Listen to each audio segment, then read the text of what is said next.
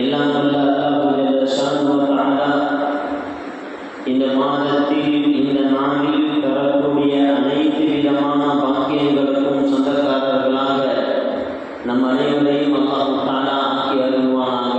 ஆமீன்.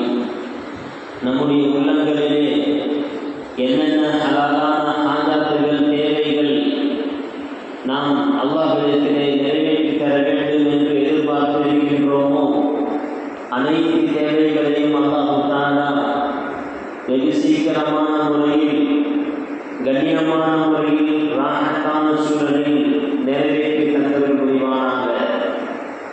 என்னென்ன ஆபத்துகள், துன்பங்கள், துயரங்கள், நோய் நொடிகளை விட்டும் நாம் சஞ்சலப்பட்டு கொண்டிருக்கின்றோமோ, பயப்படுகின்றோமோ, அனைத்து விதமான துன்பங்கள், துயரங்கள், நோய் நொடிகள்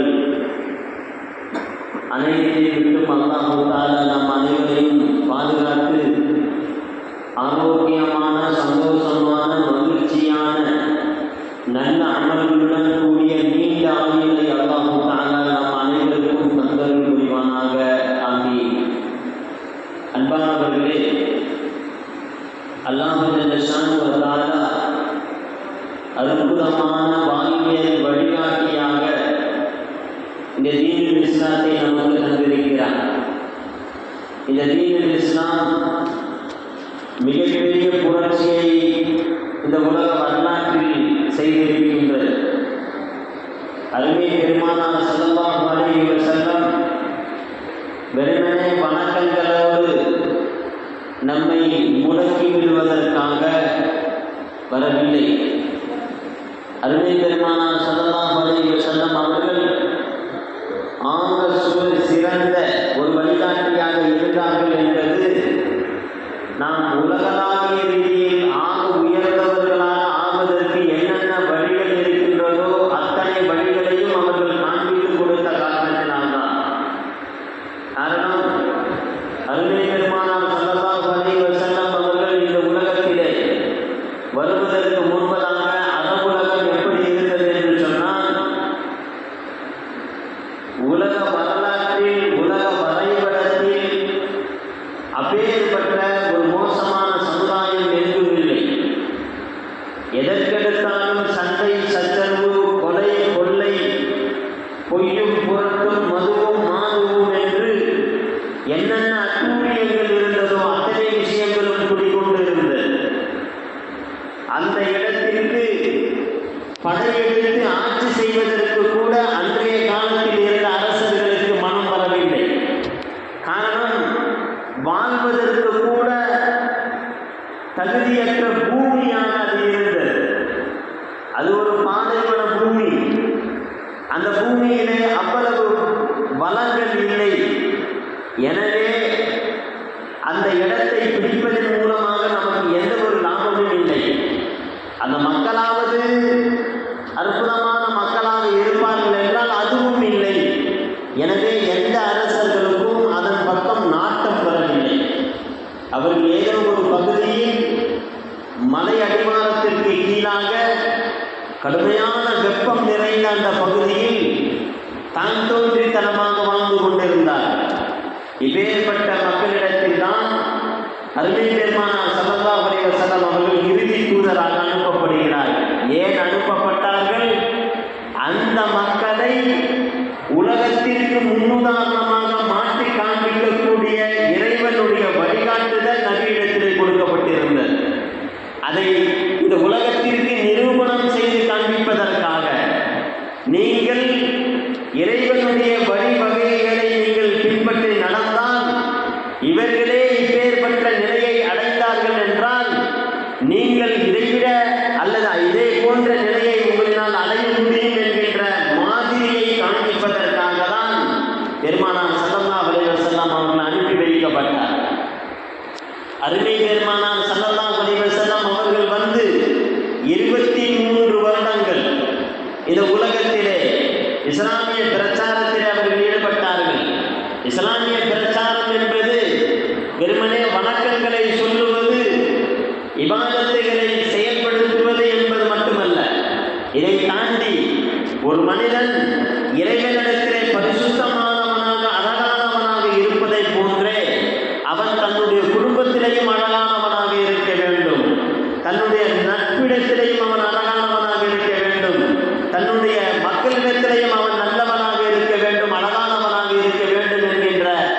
அற்புதமான வழிகாட்டுதலை அருமை பெருமானார் ஸல்லல்லாஹு அலைஹி வஸல்லம் அவர்கள் நிரூபணம் செய்து காண்பித்தார்கள்.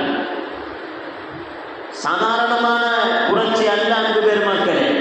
23 வருடத்தில் அருமை பெருமானார் ஸல்லல்லாஹு அலைஹி வஸல்லம் அவருடைய ஈமானிய உழைப்பு என்பது, மனங்களை பக்குவப்படுத்தக்கூடிய அந்த நிலை என்பது 13 வருடத்தில் நிறைவு பெற்றது. மக்காவினுடைய வாழ்க்கை, மக்காவினுடைய வாழ்க்கையை எடுத்து பார்த்தீர்கள் என்றால் அதனுடைய கடைசி கட்டத்தில் தான் தொழுகையே கடமையாக்கப்பட்டது. அதுவரையிலும் மனதை சீர்படுத்தக்கூடிய, எல்லா மனிதர்களையும் அரவணைத்து வாழக்கூடிய, சகிப்புத்தன்மையை மேற்கொண்டு இருக்கக்கூடிய ஒரு சமுதாயத்தை கட்டமைக்கிறார்கள். சமத்துவம் மிகுந்த ஒரு சமுதாயத்தை கட்டமைக்கிறார்கள். இங்கு கருப்பர் என்றோ வெள்ளையர் என்றோ, இவர் உயர்ந்த குலம் என்பதாகவோ, மேல் ஜாதி என்பதாகவோ, கீழ் ஜாதி என்பதாகவோ இல்லை என்பதை அந்த மக்களிடத்திலே போதித்து சிறப்பான சமத்துவமான ஒரு சமுதாயத்தை உருவாக்குவதற்கு 23 வருடங்கள் பெருமானார் ஸல்லல்லாஹு அலைஹி வஸல்லம் எடுத்துக்கொண்டார். அதற்கு அடுத்ததாக மதீனாவினுடைய வாழ்க்கை, அந்த வாழ்க்கையில் பெருமானார் ஸல்லல்லாஹு அலைஹி வஸல்லம் அவர்கள் தொழுகை, நோன்பு, ஸகாத், ஹஜ் என்கின்ற வணக்கங்கள் அத்தனையும் அமல்படுத்துகிறார்கள். அதுபோன்று அரசியலை அவர்கள் அறிமுகம் செய்கிறார்கள். அதுபோன்று அவர்கள் ஆன்மீகத்தினுடைய தன்மைகளை அவர்கள் பக்குவப்படுத்துகிறார்கள். அதே போன்று அவர்கள் குடும்பவியல் சார்ந்த விஷயங்களுக்கெல்லாம் விளக்கங்களை அங்கு கொடுக்கிறார்கள். சகோதரத்திற்கு தேவையான எல்லா அம்சங்களையும் அவர்கள் கட்டமைக்கிறார்கள். பெண்களுக்கு தேவையான புரட்சிகளை அவர்கள் செய்கிறார்கள். வாலிபர்களுக்கு தேவையான பக்குவங்களை அங்கு ஏற்படுத்தி கொடுக்கிறார்கள். ஆக சிறந்த புரட்சி என்பது அந்த கடைசி 10 வருடத்திலே விஸ்வரூபம் இருக்கிறது. அருமை பெருமானார் ஸல்லல்லாஹு அலைஹி வஸல்லம் அவர்கள் அந்த 23 வருடங்களில் கடைசி 10 வருடத்திலே அற்புதமான புரட்சியை செய்கிறார். அற்புதமான புரட்சி சாதாரணமானது அல்ல. அந்த 10 வருடத்தில் அருமை பெருமானார் ஸல்லல்லாஹு அலைஹி வஸல்லம் அவர்களுடைய கொள்கை புரட்சி என்பது 32 லட்சம் சதுர கிலோமீட்டர் தொலைதூரம் வரையிலும் பரவி பெருகியது. 32 லட்சம் சதுர கிலோமீட்டர் வரையிலும் பரவியது. அவ்வளவு வேகமான புரட்சியை பெருமானார் ஸல்லல்லாஹு அலைஹி வஸல்லம் அவர்கள் செய்தார்கள். அது மட்டுமல்ல, இவர்களுடைய ஆட்சிக்கு பிறகு, இவர்களுடைய மரணத்திற்கு பிறகு சமூகம் அப்படியே விழுந்து விட்டதா என்று சொன்னார்கள். அற்புதமான ஒரு சூழலை பெருமானார் ஸல்லல்லாஹு அலைஹி வஸல்லம் அவர்கள் கட்டமைத்த காரணத்தினால் அந்த சமூகம் அவர்களின் மூலமாக ஏற்பட்ட புரட்சி என்பது சாதாரணமானது அல்ல. பெருமானார் ஸல்லல்லாஹு அலைஹி வஸல்லம் அவர்கள் மரணித்ததற்கு பிறகு அபூபக்கர் சித்திக் ரலியல்லாஹு தஆலா அவர்கள் 2 வருடங்கள் ஆட்சி செய்தார்கள். அதற்கு அடுத்ததாக உமர் ரலியல்லாஹு தஆலா அவர்கள் 12 வருடங்கள் ஆட்சி செய்தார்கள். 10 வருடங்கள் ஆட்சி செய்தார்கள். அதற்கு அடுத்ததாக உஸ்மான் ரலியல்லாஹு தஆலா அவர்கள் 12 வருடங்கள் ஆட்சி செய்தார்கள். கிட்டத்தட்ட 24 வருடங்கள் இந்த 24 வருடத்தில் இந்த சமுதாயம் எவ்வளவு பெரிய புரட்சியை ஏற்படுத்தியது என்று சொன்னால் 1,50,00,000 சதுர கிலோமீட்டர் தொலைதூரம் வரையிலும் தன்னுடைய கொள்கை புரட்சியை செய்தது. 1,50,00,000 சதுர கிலோமீட்டர். அருமை பெருமானார் ஸல்லல்லாஹு அலைஹி வஸல்லம் அவர்களுடைய மரணம் வரையிலும் 32 லட்சம் சதுர கிலோமீட்டர். பெருமானார் ஸல்லல்லாஹு அலைஹி வஸல்லம் அவர்களுக்கு பிறகு 24 வருடம் உஸ்மான் ரலியல்லாஹு தஆலா அவருடைய ஆட்சி காலம் வரையிலும் நீங்கள் பார்த்தீர்கள் என்றால் 1,50,00,000 சதுர கிலோமீட்டர் தொலைதூரத்திற்கு இந்த கொள்கை அற்புதமான புரட்சியை ஏற்படுத்தியது. உஸ்மான் ரலியல்லாஹு தஆலா அவர்களுடைய மரணத்திற்கு பிறகு இந்த சமூகம் மிகப்பெரிய ஒரு ஃபித்னாவை சந்தித்தது, குழப்பத்தை சந்தித்தது. அந்த சமுதாயம் அவர்களுக்குள்ளாகவே ஒரு குழப்ப நிலையை அவர்கள் அடைந்து கொண்டார். அதிலே தான் ஹஜ்ரத் சையதுனா அலி ரலியல்லாஹு தஆலா அவருடைய ஆட்சி காலம் நிறைவுற்றது. ஆக குலஃபாயே ராஷிதீன்களுடைய ஆட்சி காலம் மொத்தமே 30 வருடங்கள் என்று சொன்னார்.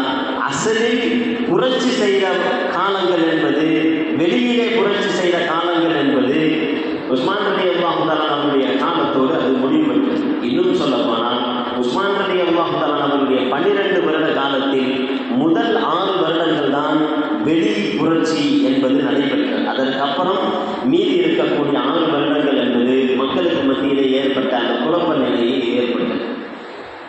உண்மையிலே நாம் இந்த கவனிக்கணும் அன்பு பெருமக்களே. இவ்வளவு குறுகிய காலத்தில் இவ்வளவு பெரிய புரட்சியை செய்ததற்கான அஸ்திவாரம் என்ன? பெருமானார் ஸல்லல்லாஹு அலைஹி வஸல்லம் அப்படி என்ன பேஸ்மெண்ட் போட்டார்கள் அதை நம்ம கவனிக்கணும். அதை நாம் கவனிக்க தவறுகின்ற பொழுது காலம் முழுவதும் தவறிழைத்து கொண்டிருக்கிறோம், தவறிழைத்து கொண்டும் இருப்போம். அப்போ அசல் பேஸ் என்ன? எங்கு நாம் இழந்தோம்? நாம் நம்முடைய முகவரியை நாம் எங்கு இழந்தோம்? நம்முடைய ஆற்றலை இந்த சமூகம் எங்கு இழந்தது என்பதை யோசித்து பாருங்கள். எங்க தெரியுமா? அருமை பெருமானார் ஸல்லல்லாஹு அலைஹி வஸல்லம் அவர்கள் சமத்துவம் சகோதரத்துவம் என்கின்ற இரண்டு கட்டமைப்பை வலுவான முறையிலே அவர்கள் அமைத்தார்கள். சகோதரத்துவம் என்கின்ற அற்புதமான ஒரு பிடிமானத்தை அவர்கள் ஏற்படுத்தினார்கள். இந்த இரண்டும் எப்பொழுது சருக ஆரம்பித்ததோ அப்பொழுதிலிருந்து இந்த சமூகம் இறங்க ஆரம்பிக்கிறது. நல்லா கவனிக்கணும். பெருமானார் ஸல்லல்லாஹு அலைஹி வஸல்லம் அவர்களுடைய அலி ரலியல்லாஹு தஆலா அவருடைய மரணத்திற்கு பிறகு மொத்தமாக இந்த மக்களிடத்தில் அரசியல் பலம் இல்லாமல் போனுச்சா? இல்லை, அரசியல் பலத்தை அல்லாஹ் கொடுத்தான். உமையாக்களினுடைய ஆட்சி என்பது 91 வருடங்கள் இந்த பூமியை கட்ட ஆழ்ந்தது. 91 வருடம். அதற்கப்புறம் அப்பாசியாக்களுடைய வம்சத்திலே அல்லாஹ் தஆலா ஆட்சி பொறுப்பை கொடுத்தார். உலகத்தினுடைய பரந்த ஒரு நிலப்பரப்பு, அதிலே அவருடைய ஆட்சி என்பது 524 வருடங்கள். 524 வருடங்கள் அவர்கள் ஆட்சி செய்தார்கள். அதற்கு பிறகு ஒட்டமான் எம்பையர், உஸ்மானிய பேரரசு 623 வருடங்கள் இந்த உலகத்திலே பிரமாண்டமான பரப்பளவை கொண்டு. ஆனால் இங்கே கவனிக்க வேண்டிய விஷயம் என்ன தெரியுமா? இங்கே உஸ்மானிய பேரரசு 623 வருடங்கள் ஆட்சி செய்ததாக இருக்கட்டும், அப்பாசிய பேரரசு 524 வருடத்தினுடைய நிலப்பரப்பாக இருக்கட்டும், அதற்கு முன்பதாக வந்த உமையாக்களுடைய 90 வருடத்தினுடைய புரட்சி என்பதோ, அருமை பெருமானார் ஸல்லல்லாஹு அலைஹி வஸல்லம் அவர்கள் கட்டமைத்த அந்த புரட்சிக்கு முன்பதாக ஈடுகட்ட முடியவில்லை. குறுகிய காலத்தில் மிக வேகமான விஸ்தீரமான ஒரு புரட்சி, அற்புதமான புரட்சி. இடங்களை மட்டும் முடிக்கவில்லை, அத்தனை மனிதர்களும் புனிதமானவர்களாக ஆக்கப்பட்டார்கள். அத்தனை சமயத்தவர்களும் நிம்மதியோடு வாழ்ந்தார்கள். அது எந்த மதத்தவர்களாக இருந்தாலும் சரி, கிறிஸ்தவமாக இருந்தாலும் சரி, யூதமாக இருந்தாலும் சரி, வேற்று எந்த மதத்தவர்களாக இருந்தாலும் அவர்கள் நிம்மதியோடு அவர்கள் பயணப்பட்டார்கள், சந்தோஷமாக கொண்டாடினார்கள். உமர் ரலியல்லாஹு தஆலா அவருடைய ஆட்சி காலம் என்பது அவ்வளவு பறந்து விரிந்து இருந்த அந்த ஆட்சி காலத்தில் முஸ்லீம் என்பதாகவோ மாற்று மதம் என்பதாகவோ வேறுபாடு அங்கு பார்க்கப்படவில்லை.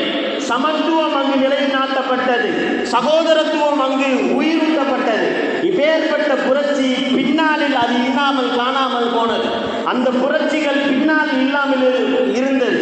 500 வருடங்கள் ஆட்சி காலம் செய்யப்பட்டாலும், 90 வருடங்கள் ஆட்சி செய்யப்பட்டாலும், 600 வருடங்கள் ஆட்சி செய்யப்பட்டாலும் அது வெறுமனே அரசாட்சியாக, மன்னர் ஆட்சியாக மட்டும்தான் இருந்ததே தவிர அங்கு சகோதரத்துவம் நிலைநாட்டப்படவில்லை, சமத்துவம் நிலைநாட்டப்படவில்லை. காரணம் என்னவென்றால் அருமை பெருமானார் ஸல்லல்லாஹு அலைஹி வஸல்லம் அவர்கள் கட்டமைத்த அந்த சகோதரத்துவ ஒழுங்குமுறையை விட்டதினுடைய நாம் நிறைய பேர் நினைக்கிறது தெரியுமா? என்கிட்ட ஆட்சி வந்துருச்சுன்னா நான் எல்லாத்தையும் மாற்றிடுவேன். முடியாது. அதிகாரம் வந்துருச்சுன்னா எல்லாத்தையும் சீர் பண்ணி விடுவேன். நடக்கக்கூடிய எல்லாத்துக்கும் முடியாது. மக்களிடத்திலே சகோதரத்துவத்தையும் சமத்துவத்தையும் முதலாவதாக நன்கு பழக்கப்பட்டதற்கு பிறகுதான் பெருமானார் ஸல்லல்லாஹு அலைஹி வஸல்லம் அவர்கள் அரசியல் முறையே காண்பித்துக் கொடுத்தார். ஐயாமுல் ஜாஹிலியா, இஸ்லாத்திற்கு முன்பதாக உள்ள காலத்தை ஐயாமுல் ஜாஹிலியா என்பதாக சொல்லுவோம். ஐயாமுல் ஜாஹிலியா என்ன? அறியாமை காலத்தினுடைய நிலை என்று சொல்லுவோம். அறியாமை காலம் என்றால் அந்த மக்களிடத்திலே எழுத படிக்க கூடிய அறிவு இல்லாமல் இருந்ததா, நிறைய கல்வி குர்ஆனுக்கு எதிராக முயற்சி செய்யக்கூடிய கவிதை எழுதக்கூடிய கவிஞர்கள் இருந்தார்கள். வரலாறுகளிலே பார்க்கிறோம். என்னென்ன விதத்திலேயோ திறமை படைத்த வீரர்கள் எல்லாம் இருந்தார்கள். அப்படியெல்லாம் இருக்கும்போது ஏன் அவர்களை ஐயாமுல் ஜாஹிலியா என்று சொல்கிறோம் என்றால், இஸ்லாம் சொல்லக்கூடிய அழகிய பண்பியலுக்கு மாற்றமான முறையில் அவர்கள் இருந்தார்கள். எனவே அவர்கள் ஐயாமுல் ஜாஹிலியா. 2 சகோதரர்கள் அடித்துக் கொள்கிறார்கள். மதீனா 2 சகோதரர்கள் அடித்துக் கொள்கிறார்கள். ஒரு சகோதரர் முஹாஜிர், ஹிஜ்ரத் செய்து வந்தவர். இன்னொரு சஹாபி அன்சாரி, மதீனாவிலேயே இருந்தவர், அடித்துக் கொள்கிறார். அப்ப இந்த முஹாஜிர் ஹிஜ்ரத் செய்து வந்தவர் அவர் சொல்கிறார், முஹாஜிரீன்களே இங்க வந்து பாருங்க, எனக்கு என்ன பேர் ஆபத்து ஏற்பட்டு இருக்கிறது பாருங்க என்பதாக தன்னுடைய இனத்தவர்களை அழைக்கிறார். இங்கு இருக்கக்கூடியவர், அன்சாரிகளே, மதீனாவாசிகளே, நீங்கள் எல்லாம் பாருங்கள், இங்க பாருங்க, இவர் வந்து என்ன அழிக்கிறாரு என்பதாக சொல்கிறார். அருமை பெருமானார் ஸல்லல்லாஹு அலைஹி வஸல்லம் அவர்களுக்கு இந்த செய்தி காதிலே கேட்கிறது. பெருமானார் ஸல்லல்லாஹு அலைஹி வஸல்லம் அவர் வந்து சொன்னது என்ன தெரியுமா? மா பாது தஅவல் ஜாஹிலியா, இஸ்லாத்திற்கு மாற்றமான ஜாஹிலியத்தினுடைய அழைப்பு இது என்ன அழைப்பு? இந்த அழைப்பை நீங்கள் விட்டுவிடுங்கள். நீங்கள் அனைவரும் சகோதரர்கள். நீங்கள் இடத்தினால் வேறுபட்டவர்களாக இருக்கக்கூடாது. மக்காவாசிகளாக இருந்தாலும் மதீனாவாசிகளாக இருந்தாலும் உங்களுடைய உடல்களில் ஓடக்கூடிய ரத்தம் என்பது ஒன்றுதான். உங்களுடைய உள்ளத்திலே இருக்கக்கூடிய ஈமான் என்பது ஒன்றுதான். எனவே நீங்கள் சகோதரர்களாக இருக்க வேண்டுமே தவிர இப்படி இடத்தை வைத்தோ, குடும்பத்தை வைத்தோ, நிறத்தை வைத்தோ, கோத்திரத்தை வைத்தோ நீங்கள் பிரிவினை செய்யக்கூடாது என்பதை பெருமானார் ஸல்லல்லாஹு அலைஹி வஸல்லம் அவர்கள் கட்டமைத்தார். அதுதான் பெருமானார் ஸல்லல்லாஹு அலைஹி வஸல்லம் அவருடைய அந்த சஹாபாக்களுடைய காலத்திலேயே மிகப்பெரிய புரட்சி ஏற்பட்டது. எந்த விதத்திலையும், அதாவது சகோதரத்துவம் என்றால் என்ன? சகோதரத்துவம் என்பது பல வகைகளில் இருக்கிறது. ஒரே வயிற்றில் பிறந்த காரணத்தினால் தன்னுடைய தாய் தந்தை இருவரின் மூலமாக பிறப்பதன் மூலமாக ஒரு சகோதரத்துவம் இந்த உலகத்திலே நமக்கு கிடைக்கிறது. அல்லது தாய் மட்டும் தாயின் மூலமாக சகோதரத்துவம் கிடைக்கிறது, தந்தை மட்டும் தந்தையின் மூலமாக சகோதரத்துவம் கிடைக்கிறது. இது தாண்டி நல்ல வியாபார ரீதியிலே தொழில் ரீதியாக சகோதரத்துவம் கிடைக்கும். அண்ணன் என்று சொல்லிக்கொள்வோம், தம்பி என்று சொல்லிக்கொள்வோம். அதே போன்று இட ரீதியாக அந்த மஹல்லாவிலே வசிக்கிறார் என்கிற பெயரிலேயோ, அந்த ஊருக்கானவர், இந்த ஊரிலே சொந்தக்காரர் என்ற ஊருக்கானவர் என்ற அடிப்படையிலேயோ, அல்லது மாநில அடிப்படையிலேயோ, அல்லது அவர் இருந்து கொண்டிருக்கக்கூடிய நாட்டின் அடிப்படையிலேயோ அவர் சகோதரத்துவமானவராக இருக்கிறார். நானும் தமிழர், நீனும் தமிழர், நானும் இந்தியன், நீனும் இந்தியன், நான் இந்த ஊருக்காரன், நீனும் அந்த ஊருக்காரன் என்ற அடிப்படையிலே ஒரு சகோதரத்துவம் ஏற்படும். இந்த சகோதரத்துவத்தை எல்லாம் தாண்டியது ஈமானிய சகோதரத்துவம். அருமை பெருமானார் ஸல்லல்லாஹு அலைஹி வஸல்லம் அவர்கள் மதீனா நகரில் வந்ததற்கு பிறகு முதலாக செய்த வேலை என்பது மஸ்ஜிதை கட்டினார்கள், மஸ்ஜிதை கட்டமைத்தார்கள். மஸ்ஜிதை கட்டமைத்ததற்கு பிறகு முஹாஜிரீன்கள் ஹிஜ்ரத் செய்த மக்காவாசிகளையும் மதீனாவாசிகளையும் ஒன்றிணைத்து, நீங்கள் 2 பேரும் இப்பொழுது இனி சகோதரர்கள் என்று சொன்னார்கள். சகோதரர்கள் என்று சொன்னார்கள். அதுகாலம் வரையிலும் மதீனாவிலே அவுஸ் ஹஸ்ரஜ் என்பதாக 2 கூட்டம் இருந்துச்சு. அவுஸ் ஹஸ்ரஜ் என்கின்ற அந்த 2 கூட்டம் தன்னுடைய வீட்டிலே ஒட்டகம் வந்து தண்ணீர் குடித்து விட்டு சென்று விட்டது என்கின்ற காரணத்தினால், அவுஸ் ஹஸ்ரஜ் என்றது அசல்ல அண்ணன் தம்பியினுடைய குடும்பத்தார்கள். இந்த குடும்பத்தார்கள் தனி 2 குடும்பமாக வளர்ந்து நிற்கிறது மதீனாவிலே. ஒட்டகத்தினுடைய தண்ணீர் குடித்து விட்டு, ஒட்டகம் வந்து தண்ணீர் குடிச்சிருச்சுன்ற காரணத்தினால 2 குடும்பத்திற்கும் சண்டை. இந்த சண்டை எத்தனை வருடங்கள் நடந்தது தெரியுமா? 120 வருடங்கள் நடந்தது. 120 வருடம் வரையிலும் ஒட்டகம் தண்ணீர் குடித்தது என்பதற்காக அடித்து கொண்டு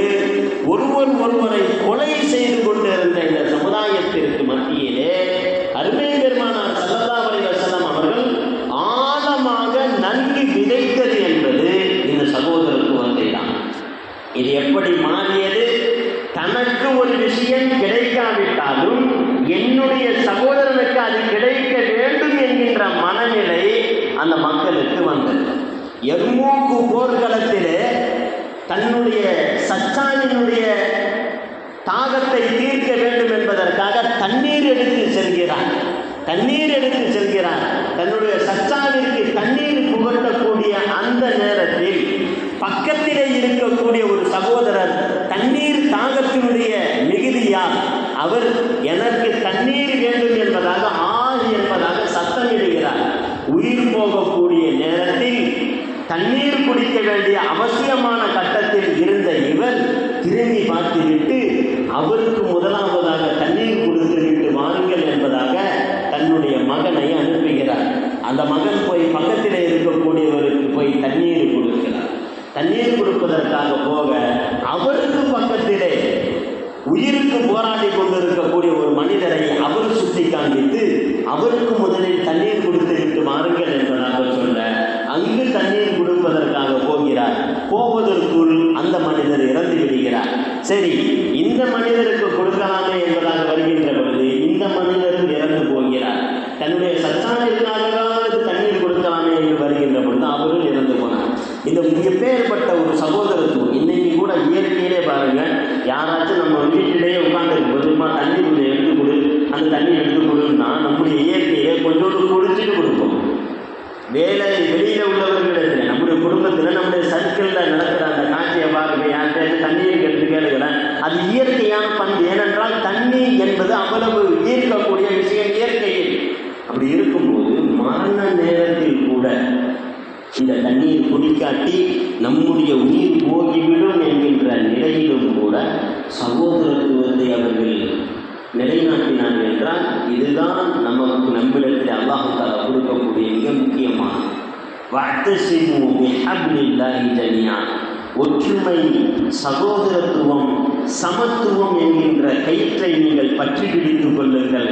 அவ்வாறு நீங்கள் பற்றி பிடிக்கின்ற பொழுது அல்லாஹ்வினுடைய உதவி, அல்லாஹ்வினுடைய வெற்றி உங்களுக்கு கிடைக்கும்.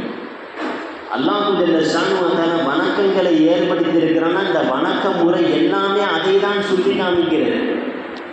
லா இலாஹ இல்லல்லாஹ் முஹம்மதுர் ரசூலுல்லாஹ் என்று சொல்கின்ற பொழுது நீ எந்த இனத்தவனாக, எந்த பகுதியாக இருந்தாலும் சரி, எந்த மனிதனாக இருந்தாலும் சரி, எந்த நிறத்திலே இருந்தாலும் சரி, எந்த அமைப்பிலே இருந்தாலும் சரி, எல்லோரும் ஒரே இறைவன், எல்லோரும் ஒரே இறைவனுடைய அடியார்கள் என்கின்ற விஷயத்தில் நீங்கள் ஒன்றுபட வேண்டும்.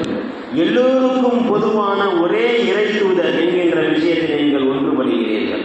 அதற்கு அடுத்ததாக தொழுகையிலே நாம் வீடுகளிலேயே தொழுகலாம்ல, எதற்காக மஸ்ஜிதிலே வர வேண்டும், மஸ்ஜிதிலே ஜமாத்தாக தொழுவதனுடைய சிறப்பை குறித்து பேசப்படுகிறது என்றால் அங்கு சகோதரத்துவம் நிலைநாட்டப்பட வேண்டும். தொழுகைக்கும் சஃப்பை சரி செய்யணும்னு இமாம் சொல்றாரு. அதுக்கு என்ன சம்பந்தம்? அதுக்கு என்ன? சஃப்பிலிருந்து ஆரம்பிக்கிறது. முதல்ல நீ சஃப்பை சரி செய், உன்னுடைய சகோதரனுடைய குதிங்காலோடு உன்னுடைய குதிங்காலை சரி செய், அதற்கப்புறம் இறைவனிடத்தில் நீ வணக்கத்திற்கு அடி எடுத்து வைப்பாய் என்பதை சகோதரத்துவத்தை பேசாக்க போடுகிறது. அதற்கடுத்தது நோன்பின் மூலமாக ஏழைகளினுடைய அடுத்த மனிதர்களுடைய உணர்வுகளை நீ புரிந்து கொள் என்பதை அல்லாஹ் தஆலா சொல்லி காண்பிக்கிறான். அதற்கடுத்தது ஸகாத், பொருளாதாரம். இந்த உலகம் என்பது எனக்கானது மட்டுமல்ல, என்னுடைய சகோதரர்களுக்கும். அதே போன்று ஹஜ்ஜும் சமத்துவத்தை நிலைநாட்டக்கூடியதாக இருக்கிறது. இப்படி வணக்கங்களில் கூட இந்த விஷயத்தை எடுத்துரைக்கிறது என்று சொன்னால் இஸ்லாத்திலே நாம் எந்த அளவிற்கு அதனுடைய உணர்வுகளை புரிந்து நடக்க வேண்டும். அல்லாஹ் ஜல்ல ஷானுஹு வ தஆலா அப்பேற்பட்ட உன்னதமான சகோதரத்துவத்தையும் சமத்துவத்தையும் உணர்ந்து செயல்படக்கூடிய நன்மக்களால் அல்லாஹ் தஆலா நம் அனைவரையும் ஆக்கியருள் புரிவானாக. வாசல்